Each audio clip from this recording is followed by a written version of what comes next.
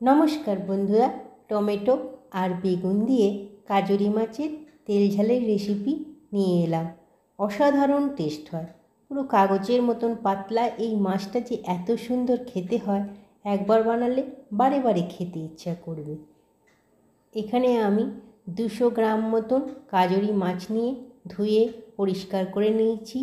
বেগুন নিয়ে নিয়েছি দুটো, টমেটো একটা পেঁয়াজ আর কয়েকটি কাঁচা লঙ্কা নিয়ে নিয়েছি। ঝালটা আপনারা আপনাদের পছন্দ মতো নিতে পারেন। এরপরে মাছগুলো যেহেতু ধোয়া আছে, তাই নুন আর হলুদ মাখিয়ে নেব। হালকা করে মাখাতে হবে। একটু হলুদ দিয়ে সমস্ত মাছগুলো হালকা করে মাখিয়ে এগুলোকে প্রথমে সাইডে রেখে দেবো। তারপরে সবজিগুলো, বেগুনগুলো কেটে নেব। বেগুনগুলো এইভাবে লম্বা লম্বা করে কেটে নিতে হবে। তারপরে বেগুনগুলোতেও একইভাবে নুন হলুদ মাখিয়ে ভাজার মতন করে রেখে দেব। এরপরে কড়াই বসিয়ে দিয়েছি। কড়াইয়ের তেলটা খুব গরম করে নিতে হবে। কড়াইটা আগে গরম করে তারপরে তেলটা গরম করে তবে মাছগুলো দিতে হবে, নইলে কিন্তু মাছগুলো ভেঙে যেতে পারে। এটাই হচ্ছে এর সিক্রেট। কড়াইটা যত গরম হবে তত মাছগুলো ওল্টানোর সুবিধে হবে, নইলে কড়াইয়ে আটকে যাবে এবং ভাজা অসুবিধে হবে, রান্না করতেও অসুবিধে হবে। আঁচটা খুব বাড়িয়ে কিন্তু মাছটাকে ভাজতে হবে, নইলে লেগে যেতে পারে। মাছগুলো ভাজা হয়ে গেছে, সাইডে রেখে দিলাম। ওই তেলের মধ্যে এবার একটু কালো জিরে ফোড়ন দিয়ে নিলাম।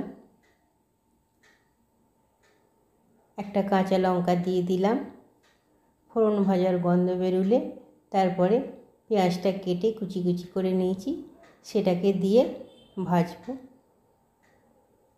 পেঁয়াজটা একদম লাল করে ভাজতে হবে, একটু টাইম নিয়ে ভাজতে হবে, যাতে একটা ক্রিস্পি ক্রিস্পি ভাব আছে।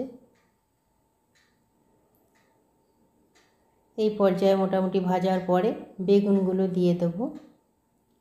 নুন হলুদ মাখানোই আছে, বেশি আর পরে যাতে নুন দিতে না হয় ওই জন্য আগেই মাখিয়ে এগুলো বেগুন ভাজার মতন ভেজে ভেজে রাঁধবো। জলটা কমই দেবো, রান্নাটা শুকনো শুকনো হবে।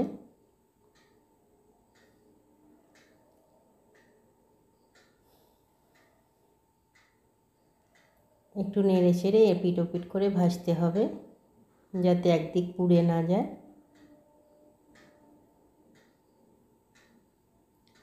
এরপরে একটা টমেটো ছোটো ছোটো টুকরো করে কেটে রেখেছি, সেটাও দিয়ে দেবো। টমেটোটাও মিশিয়ে নেব। যেহেতু বেগুনে নুন দেওয়া আছে, সেখান থেকেই টমেটোতে নুন লেগে যাবে এবং টমেটোটা তাড়াতাড়ি গলেও যাবে।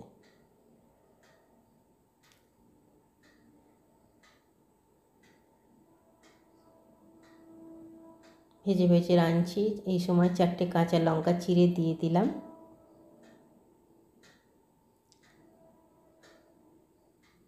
এরপর একটা মশলা দিতে হবে, দেখাচ্ছি। একটা ছোট বাটিতে 1 চামচে একটু কম জিরে গুঁড়ো নিয়েছি, একটু হলুদ গুঁড়ো নিয়েছি, একটু নুন নিয়েছি, দিয়ে এটাকে একটু লঙ্কার গুঁড়োও দিলাম।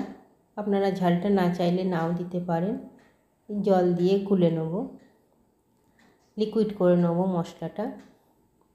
বাটা জিরেও দেওয়া যেতে পারে, বাটা জিরে দিলেও খুব টেস্ট হয়। যে জিরেটা ওটা বেটে দিলেও খুব ভালো হয়, গুঁড়ো জিরে না দিয়ে। এরপরে এই মশলাটা আস্তে আস্তে সাইডে দিয়ে দেবো। বাস এইটুকুই জল দেবো, আর বেশি জল দেবো না। আপনারা চাইলে জল দিতে পারেন, কিন্তু আমি একটু শুকনো শুকনো করবো বলে অল্পই জল দিচ্ছি। বেগুনগুলো টমেটোগুলো মোটামুটি ভাজা হয়ে এসছে।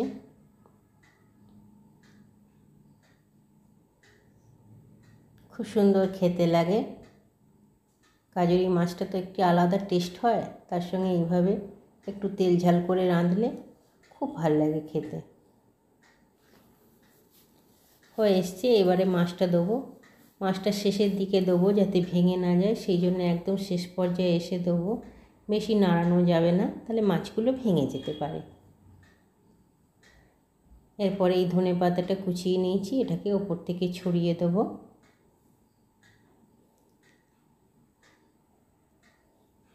আরও 2টো লঙ্কা চিড়ে দিলাম, একটু ঝাল ঝাল হবে বলে। মোটামুটি হয়ে এসছে। এবার এটাকে একটু নেড়ে নিয়ে প্লেটিং করব, খুব আস্তে করে নাড়তে হবে। এই যে বন্ধুরা দেখুন রেডি হয়ে গেছে। প্লিজ একবার আপনারা ট্রাই করবেন, আর যদি ভাল লাগে প্লিজ পরের ভিডিও দেখবেন। নমস্কার।